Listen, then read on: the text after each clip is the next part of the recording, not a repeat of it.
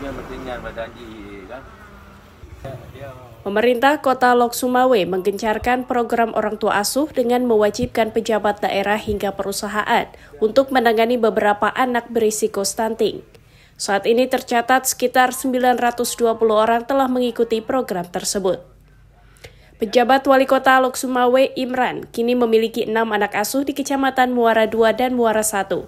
Setiap 2 pekan sekali Imran meninjau langsung kondisi kesehatan dan perkembangan anak asuh, serta memberikan bantuan asupan makanan bergizi. Menurut Imran, pada Selasa 4 Juli, pemerintah Lok Sumawe juga telah menginstruksikan kepada setiap puskesmas untuk mempercepat target imunisasi 100% pada setiap wilayah kerja.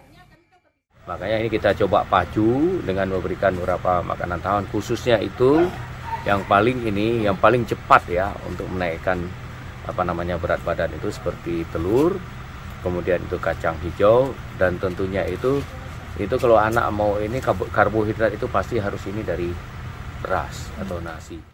Pemkot Lok Sumawe secara berkala juga memberikan edukasi kepada masyarakat agar proaktif memeriksa tumbuh kembang anak-anak mereka ke posyandu setiap desa.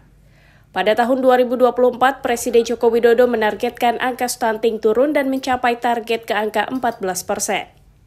Dari Kota Lok Sumawe, Provinsi Aceh, Trifani, Kantor Berita Antara mewartakan.